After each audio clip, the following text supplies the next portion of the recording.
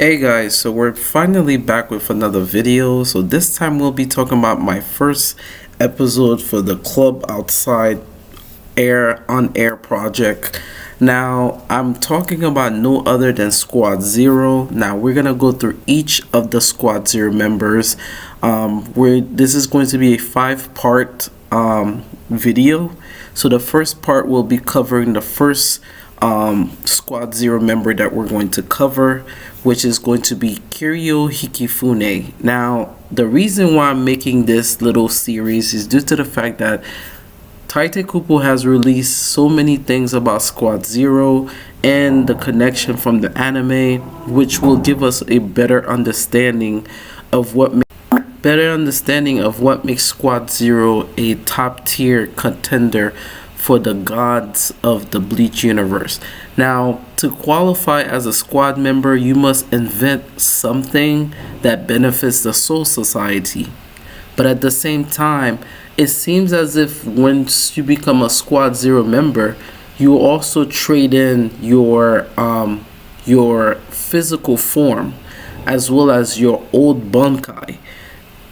The reason why I say this is because each Squad Zero member is proficient at some sort of ability.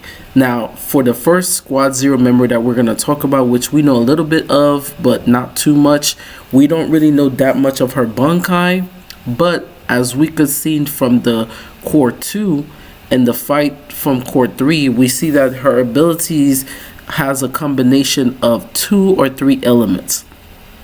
She has a combination of wind, she has a combination of lightning, and she has a combination in earth.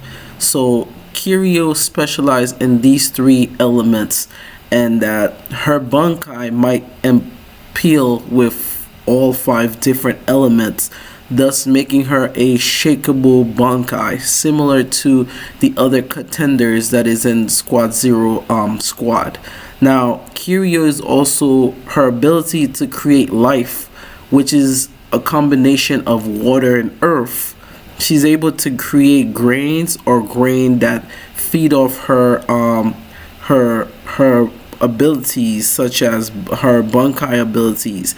She also has 2 forms. Her first form is to store, a lot of reishi, and the second one is for her to almost like her combat form.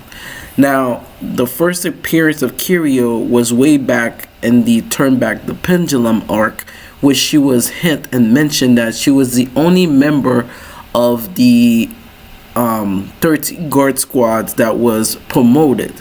Now, what's crazy is that I think she was strong. She was probably one of the older captains along with the other captains that were already there. She served as the scientist before Urahara or Mayuri. So when she left and became part of Squad Zero, it almost also feels as if she also traded her Bunkai, and her body was also alternated to fit the key of the Soul Palace. Now, within each Squad Zero member, we know that they have the Oken, which is in their bones. We also know that the members each have to have an ability that separate them from the rest of the 13 guard squads, and they have the ability to even be greater than Central 46. Now, what's crazy is their response is to uphold the will of the 5 noble families, as well as the protection of the Soul King.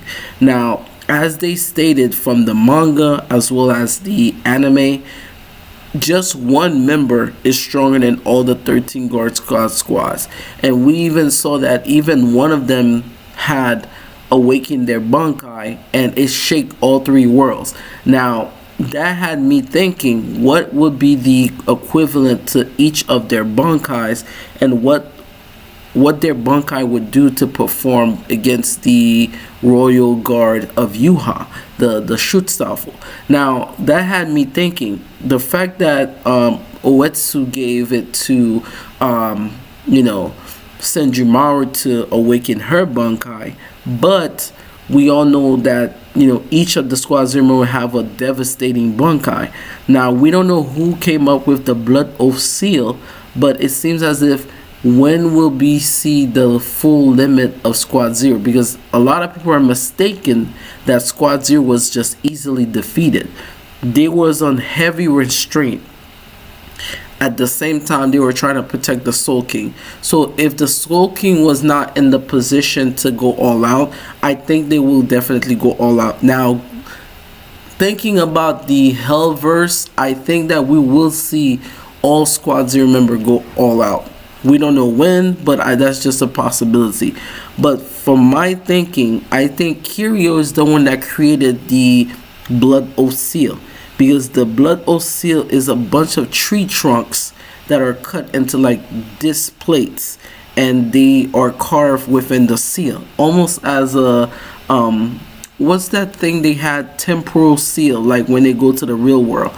I think Kiryu is the one that invented the Blood Oath seal to hold the other four accountable in case they don't go all out. And I think it was blessed by Ichibei so they could make the seal stronger. Now, it seems as if Kiryu is the one that's on the left bottom of the seal, which means her seal is the one with the giant, almost look like a tree and a key. And I think that's hers. And like I said, I think hers is almost something like a giant tree or something that's, I think if she goes Bunkai, it would be like a miniature earth. Like she summons, and that creates life and absorb a lot of reishi, similar to what she did with the Cage of Life. I think she's able to create like a large mini planet as her bunkai, and I think it affects the entire playing field similar. And I think that just goes for the other three Squad Zero. I think their bunkai individually affects everyone, doesn't matter if they're friend or foe, and I think that's why they picked Senjumaru to do her bunkai instead. So like and subscribe, and I'll see you guys for part 2.